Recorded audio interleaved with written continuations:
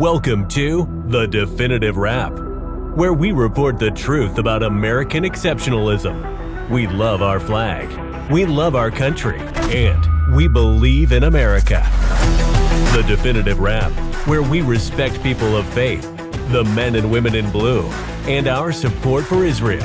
And now, your host, Bela Seabrow, on The Definitive Wrap. Hello, and welcome to The Definitive Wrap. I am Bela Seabrow. Thank you to VIN News for hosting our show. It is 80 years since the Holocaust began. The lessons we have learned in history is that we cannot forget what has happened. We cannot forget because of the victims, their persecutions, and their horrible deaths. We cannot forget because of the survivors who witnessed and lost so much. And we cannot forget because Jews and other victims were targeted for annihilation. And if we don't remember, if we choose to forget, it can happen again. Let's not fool ourselves. Anti-Semitism is all around us. The United Nations has designated Holocaust Remembrance Day to be on January 27th, the anniversary of the liberation of Auschwitz-Birkenau. With us today is a very special guest, a survivor of the Holocaust. Dr. Moshe Katz is author of 9 out of 10, and he's a well-known speaker who speaks extensively to all audiences about the Holocaust. Dr. Katz, it is with the greatest honor and appreciation that I welcome you to the Definitive Wrap. Dr. Katz, I am a child of Holocaust survivors. My friends were children of Holocaust survivors. I grew up hearing about the atrocities. My earliest memories of adult conversation were centered around the Holocaust. And what is so tragically fascinating about this topic is that as time goes on, more stories about death and survival become known. There is still so much that people do not know about the Holocaust. Dr. Katz, please tell us about your upbringing. Where were you born and raised? And what was your family life before the Holocaust? Well, I was raised and born in Czechoslovakia in 1924, which makes me now approximately 99 years old. And everything was peaceful. We went to school, and we had a lot of friends, Jewish or not Jewish, and everything was normal, almost like here. Cannot compare it, but it was a democratic country, Czechoslovakia, where we didn't tolerate any discrimination. Everybody was equal. And as a young child, we went to so-called cheder, which is a Jewish school. In the morning, in the afternoon, we went to school. At that time, there was a brand new school, a Jewish school, but I chose to go to public school because it was right next door from us. And as a 6-year-old child, I was afraid to cross the bridge. And it so happened that when I was 6 years old, I lived to see the first anti-Semitism in my entire life. Somehow, the Czechoslovak government required everybody to have citizenship papers. But since my father was born in Poland and my mother was born in Hungary, it was very hard for us to become citizens. So they had to change their name in order to show some kind of local residence around 25 years before. So they changed from Kastner, which originally was her name, Katz. I was 6 years old, and the teacher calls out the names and says, Katz. I says, there, which means I'm here. Yes. Kastner, I'm here. Oh, you bad guy, you want to cheat the government. You probably want to take 2 times welfare, and you have never heard of something like this. Shame on you. I was starting to cry, and I wanted my sister, she was the third grade. She came down and she came to the principal, and principal told teacher, didn't I tell you in the morning that the court order, you have a copy of it, that the name is changing legally. Oh, I forgot. So I didn't want to go back to school. I waited another year, and I went to the Jewish school, which was full of peace, and we had the elementary school there, and we didn't realize any more anti-Semitism. After that, there was no high school. We had to public school. And there was the same thing. The first year, we had a Jewish class, non-Jewish class, a mixed class. So I went to the Jewish class. And the teacher, Mr. Palechleb, come in and said, I feel the smell. Open the window. Because this is a Jewish class. And we couldn't do nothing about it. And he makes sure on Friday that the shades that we shouldn't see when Shabbos is. Because across the street there was a family who lit candles in the window. We should see when to stop writing. He forced us to write even after it was candle lighting because school was up to 5 o'clock. Again, we faced a lot of anti-Semitism, and finishing the public school at age 13. Already we went away to a yeshiva, and we finished the school at age 13. And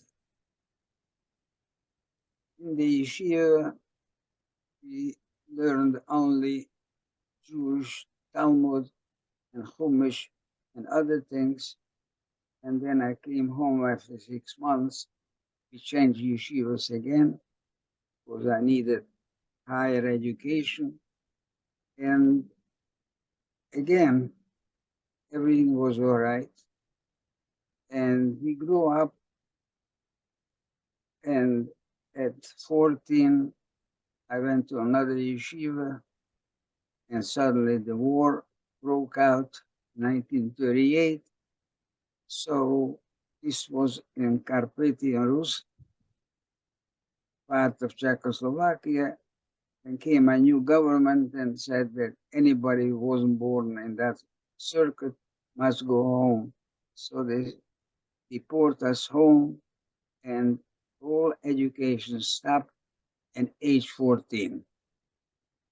Now, a new government came in, the Hungarians occupied our land, and after about 5 or 6 weeks, I was walking peacefully in the street, and a bunch of pilots accosted me and started to beat me and pulled out one of my players. I had players, and pulled out one of my players and beat me up.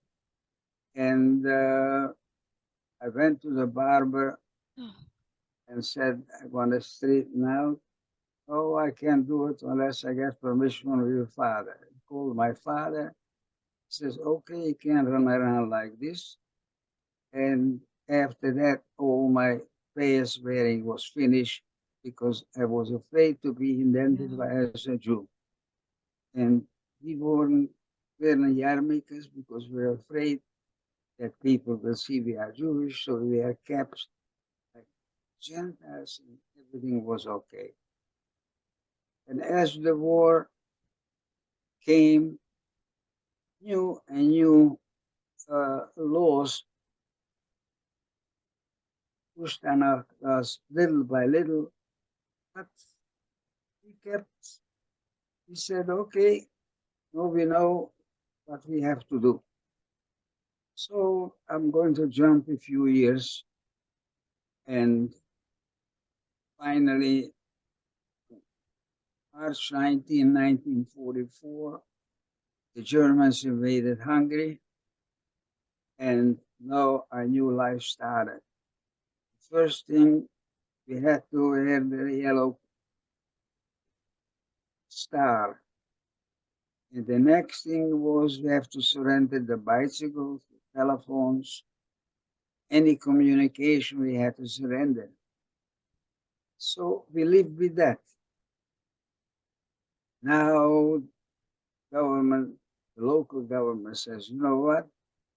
If you give up gold, your necklaces and everything else, up to 45 pounds, then the city will be saved from any harm. Believed it. For their gold, they waited up, he said more, and this is how we were fooled all the time, believing that everything will be fine.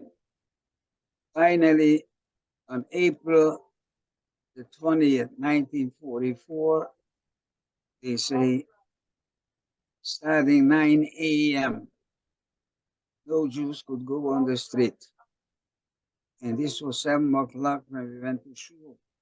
So we saw the signs, everybody ran home, and finally they started to say, what are we going to do? What are we going to do? Now it's too late. Somehow my parents were organized, started to send away their children to different hiding places. We had a lot of Christian families, and uh, somehow we had 10 children, and my mother left me to the end and said to me, if you're going to observe the Sabbath and not eating anything but what's permissible, you're going to survive. And this is my whole image that I always had my mother in my mind. And so I had a very, very good place to be among Gentile people, a lawyer. Prepared a room for me, a own bathroom, which will be enclosed. Nobody will see that, and everything will be all right. Meanwhile, my mother realized that she didn't give me anything to wear. So she had an idea. She made a package of clothing and sent with my younger brother. And my younger brother was stopped by a policeman saying, where are you going? It's 8:45. So my brother opened up a big mouth and said, I have a right to go until 9 o'clock wherever I want.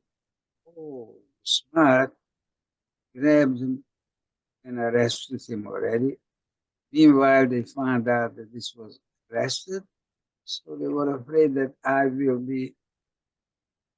he will tell police where I am hiding.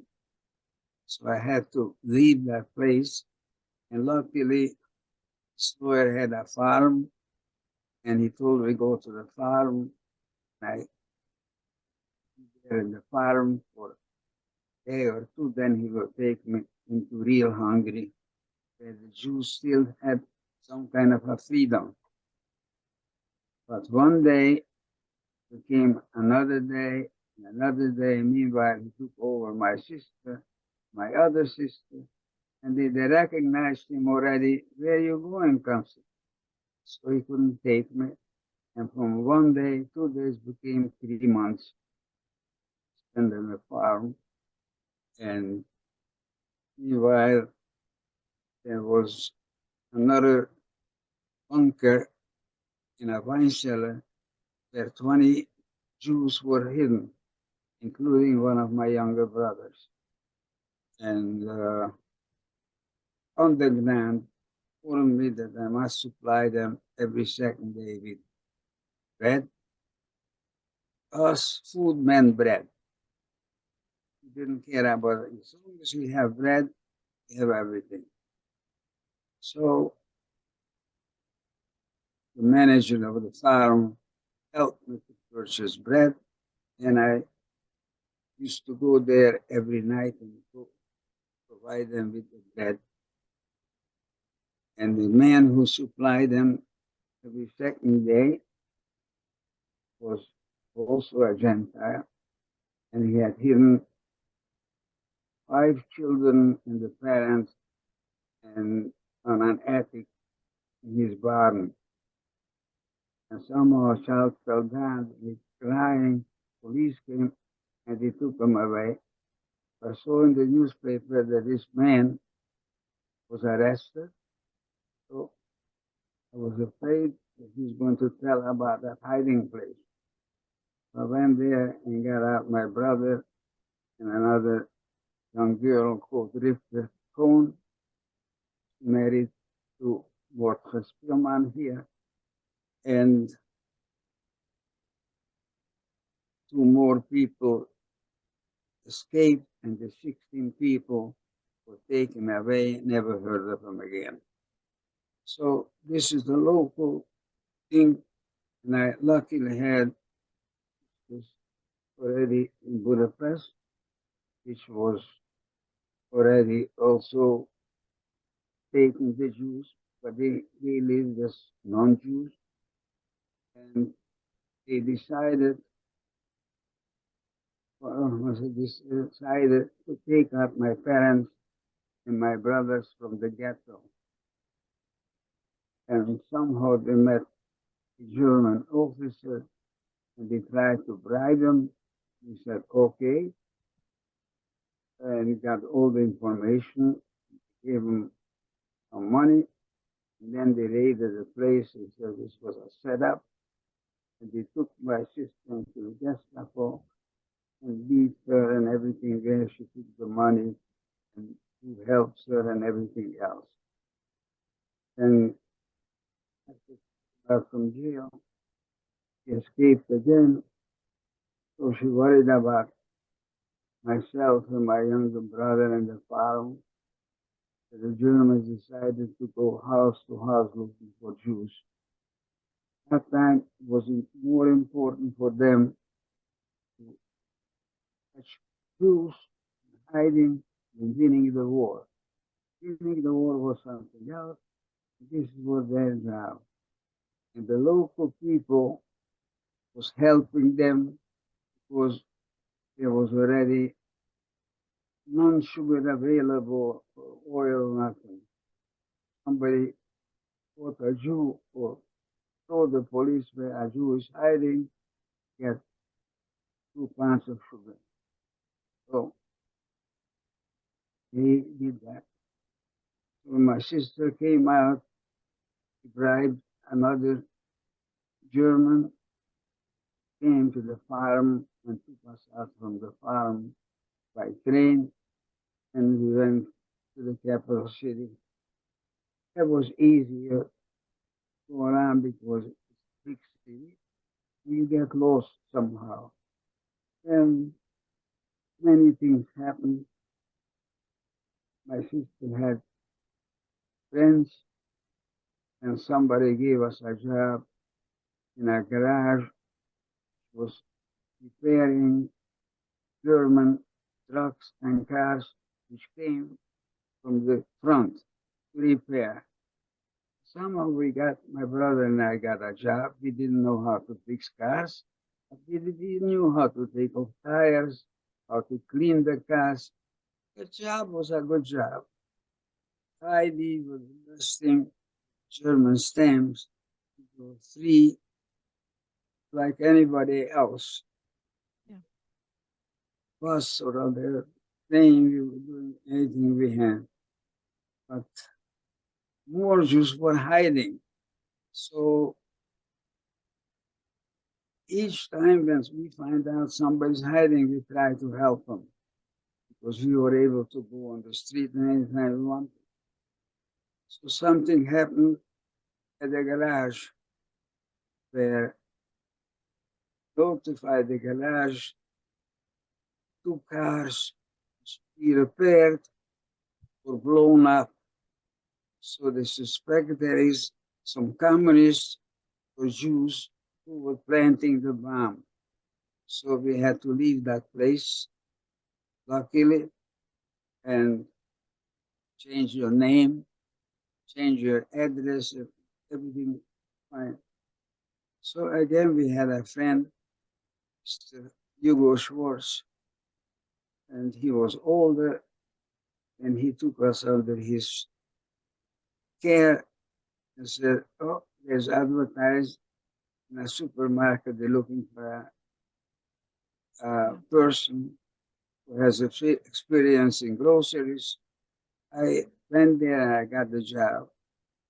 So I have plenty of food and everything what I wanted. Now on Thursday I had off, and the manager of the store decided and said, "Why are you so sad all the time? Not a smile comes out of his mouth for customers." So I told him I'm Jewish. "Okay, so you're Jewish. I wouldn't hurt you. Wife is also Jewish. She's in hiding. So just keep smiling and everything will be all right." How could I smile? Every time I had in my mind, where is my father? Where is my mother? They took my youngest brother, my older brother, and all the brothers and sisters were spread around all over Europe. So I always had worries. But one good thing that he helped me get food. Then I had other side things. I had two little orphan cousins, and I tried to get into homes, to Catholic orphanage, but they didn't have food. So I told them I'll bring them food. And once we needed clothes because we had no clothes, it was December, very cold. Went to a second class uh, clothing store for used clothing, and my younger brother sees a police uniform. It will fit me. And he wore a police uniform, a police cap, and we always went somehow together. They looked of me as I go with a policeman, so I must be all right. And on Thursday, I took a basket of food to the orphanage. Coming out to the taxis, come over here. We saw you a few times going into the Catholic home. What do you do? Black marketing? I says, no. I deliver food for them. And you better come with us. So my brother came over to them and says, this is my guy that I look in. So you better give him to me. He didn't care. He was happy to get rid of me. So my brother saved me. And more and more uh, episodes went through there. It's hard to talk about it, and I want the public to know how hard it was to survive even among Christians. About 90% of the population very happy what happened to the Jews.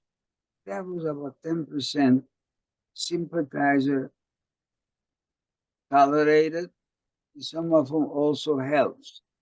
Yeah. So uh, One day, they were always looking for spies. They surrounded, locked, pushed everybody into a school yard, and their documentation. The problem was already there. They were so desperate to catch Jews who were already on their neck. They saw they're losing the war. They realized, but killing the Jew is still going on. So they lined up women, men separate, and there was no more trucks or buses or trains. Everything was bombed. So the Germans decided they will take the Jewish people by walking toward Austria. And Yeah. they lined up Jews, women and men up to 42 years old. And they took away their children, saying, if you come back, you get back your children. Meanwhile, the Germans had a policy, no working, no food. So they couldn't get any food for children. They decided they will take them to the Danube River, throw them into the river. At that time, I lived then in the other side of the city, and I lived on the right by the Donau River. And I saw 10 o'clock at night truckloads and truckloads of Jewish children being thrown into the river. And those who tried to swim out, they put handcuffs on them two together. They shouldn't be able to swim. If you go to Budapest now, you could see still all the shoes, the riverbank. They lost the shoes, Jewish children's shoes. As of today, they put it in bronze, so you shouldn't rot. To remember what happened. And this is not a story what I heard. It's a story what I saw with my two eyes. And how could you live in hiding, see so many people, little children? So I didn't know how to pray anymore. I said, God, please save me. Please save me. My mother said that I'll stay alive and made a promise if I survive to rebuild schools and I'll be busy creating new lives for children. That's what I did when I came to America. Started new schools, and today, thank God, have, which I started, girls' school, which is here in Far Rockaway, has 1,825 children. A boys' school has 600 children. Another school has 400. And I did what I promised. So time came of liberation, and was January 18, 1945. The Russians arrived at the outskirts of Budapest. And my sister was more learned, she was older, she advised us to move in that district. Luckily, they were the first one liberated by the Russian army. And now the Russians were afraid of spies. They didn't trust anybody except if they found a Jewish person, they trusted him because they knew that the Jews were persecuted by the Germans and they were their enemies. And so too, they gave me all the bread, all the whatever there is, and somehow I went to the street to look for my sisters. Meanwhile, they collected all the people, regardless who they are, pushed in a yard, and they're going to take them to Russia as prisoners. Because the Russian propaganda said that they got hold of 5,000 prisoners. You know, they had to supply the prisoners. So I was caught again in a situation. So I went over to the man in charge. I said, I'm Jewish. I don't know what I'm doing here. So he says to me, I can't let you out at 6 o'clock. I change and I'll take you out with me. I'm also Jewish. And now we're going to talk just after the war. After the war, I found my two sisters. There were already four of us. Now I go home and try to put together things. And first things, I want to go to the family who helped me. See, oh, the lawyer's wife says, they took away John because he was a member of City Hall. And he is in this soccer field waiting for a group to be taken to Siberia. So I go there and plead with the fellow who's in charge of it, a Russian officer. I tell him these people help me. People are very important people. Can't take out nobody. Now I'm looking for the people from the farm who helped me. Oh, they were evacuated about 20 kilometers from here. So I go and visit them. They were already in Slovakia. And starting to cry, they took away the men. The Russians took away the men. And the camp is about 10 miles from there. I should try to get them out. So I go to the camp and I tell the guard I want to see who is in charge. Took me to the general, close the door. What's the problem?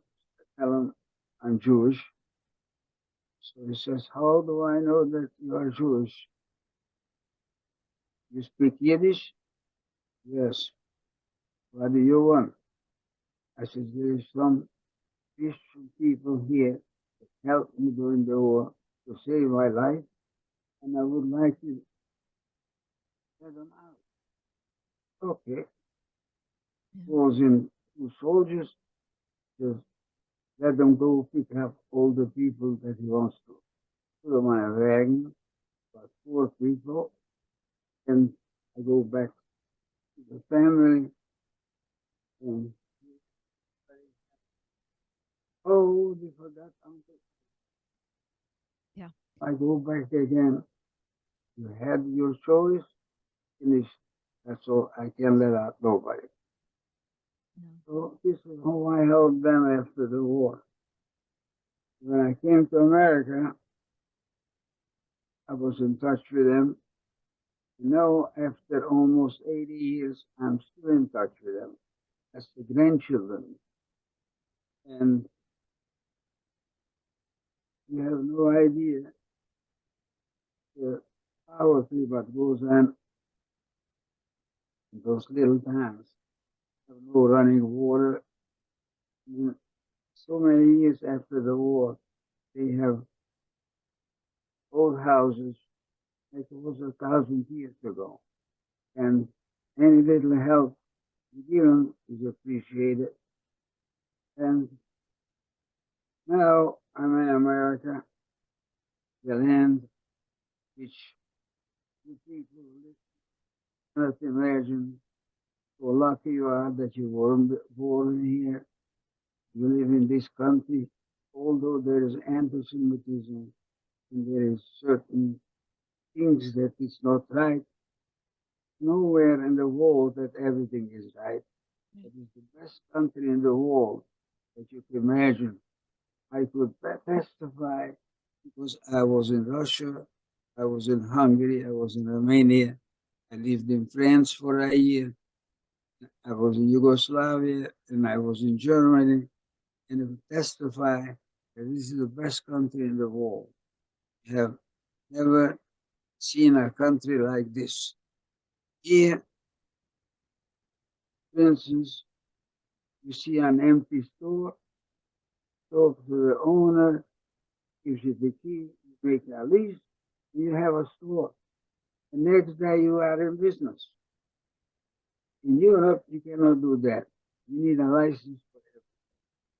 When you go for a license, you want to know who you are, you want to know where you were born and what you're doing here. Nobody asks you nothing. You could become a store, and then I had a supermarket here, my brothers, and now I go back to Europe for a while.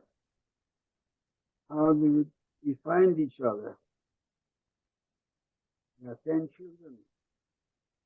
Everybody was around except one of my older brothers who had married already, and he had 2 children. He couldn't run because having children and a wife is a baggage. He cannot run. So he surrendered and went to Auschwitz. Believing that arriving there he will help his wife. Because he told you all kind of stories. You will be there united. You'll have a family life. Don't worry about nothing. And everybody believed everything because you never heard the word Auschwitz.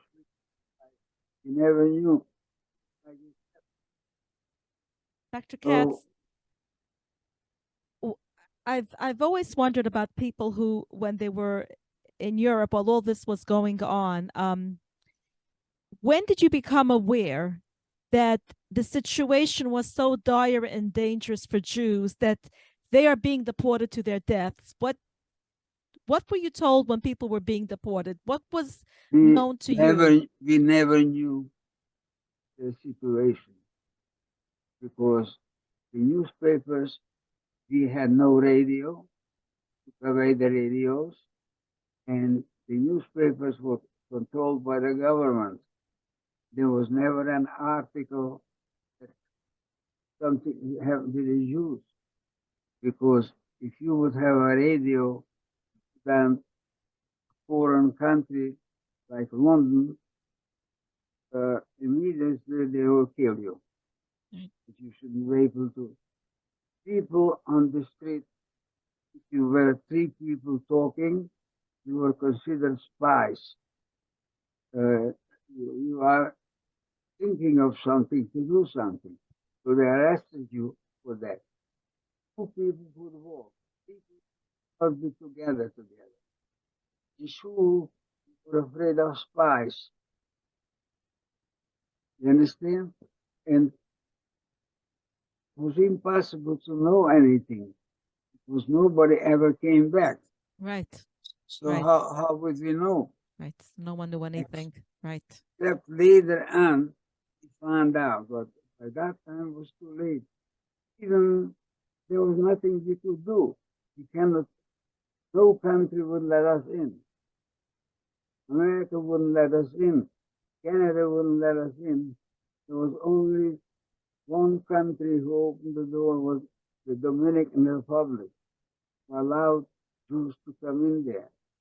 And Hitler allowed them to go because in 1942, he had no idea the Jews with gas. He opened the door.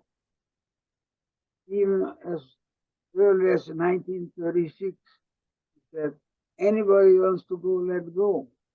And he made a pact with the Israeli local government, not with the British, the Jewish for Sachnut. And 60,000 Jews from Germany were able to leave When I arrived to Israel, they are still the town that they built is called Kiryat Motzkin, next to Haifa, kilometers from Haifa. The houses are still there, and the descendants are still there. So 60,000 Jews today created about a quarter of a million Jews, which were saved because of that. Some Jews, even they couldn't run, they wouldn't run there too. What would a Right. 50-year-old man do somewhere? No language, uh, no relatives, government wouldn't let him in. Suddenly, all the governments became anti-Jewish. Yeah. Like in Cuba, was a pretty good government. And then a ship with 929 people arrived in Cuba, they refused to let them in. So the ship came to America and begged Roosevelt to let them in. And Mrs. Roosevelt begged her husband, let them in. No, no, they had to go back to Germany. And in the European countries, before they were invaded, they wouldn't let back the Jews. So they made a deal that England will take 25%, France will take 25%, Holland will take 25%, and Belgium will take 25%. Nobody wants us. Right. Their own citizens they wouldn't take back. And the only people who survived were in England. The rest were taken away. Yeah. Yeah. So there was no communication. Nobody knew nothing. Right. They were Right. whispering. Yes. Nobody knew nothing. Some people from Poland ran to us and told us what's going on. People didn't believe. People just didn't believe. Yeah. And Dr. Katz, we're running out of time. Just one yeah, last question. Um, your book, 9 out of 10, why did you give it that title? because we were 10 children and 9 survived. So that's why I gave that title. 9 out of 10. 9 out of 10 children. And in your book, you give an account of what you've experienced, the Yeah, atrocities, and what you've witnessed as well. Is and that right?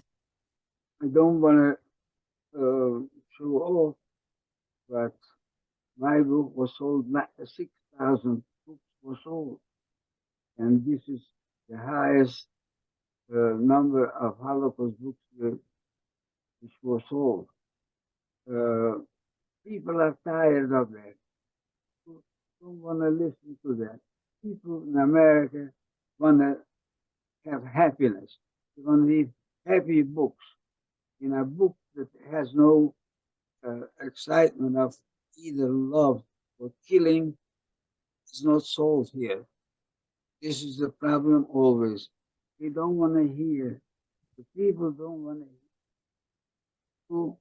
1962, nobody wanted to hear nothing. When I went to the Eichmann trial, Israel, when I came back, they wanted to listen. Because then all the newspapers and televisions were showing something about the Holocaust. So finally, I was invited and started to talk in schools. I was teaching different schools. I was invited to a lot of places, but only the Eichmann trial brought out the Holocaust. For Right. the last 10 years, we forgot again. They're not interested. Yeah. Yeah. Dr. Katz, it is said that a person who survived the Holocaust has the power to give blessings to others. In fact, the first Satmar Rebbe, Rabbi Yoel Teitelbaum of blessed memory, said that too. Dr. Katz, please give our audience and all of us a blessing. Well, my blessing is to everybody should never taste any persecution because that's the worst thing which happens. It happens slowly, and people don't take it serious. You have to be aware that we are not your own country. You are tolerated, and you have to be in one way thankful to be in this country, the greatest country. I thank this country that it helped me thrive after the Holocaust, that I build a family. And you believe it or not, I have today 123 members of my family who were born here, grandchildren, children, great grandchildren, and even great grandchildren. God bless America. Thank you, Dr. Katz. Thank you for your time on the Definitive Wrap and for giving us this legacy to pass on to future generations. We will never forget. We will always keep the memory of the 6 million plus alive. As Elie Wiesel said, to forget the dead would be akin to killing them a second time. Dr. Katz, I have no words I don't have more words of gratitude to express for being with us here today. It's beyond words of gratitude. Thank you to VNews and to our audience for tuning in. And I thank you very much for having me. Thanks for listening to The Definitive Wrap with your host, Bela Seabrow. Be sure to tell your family and friends they also can catch The Definitive Wrap on Apple Music, Spotify, Google Play, and your favorite streaming service. See you next time on The Definitive Wrap.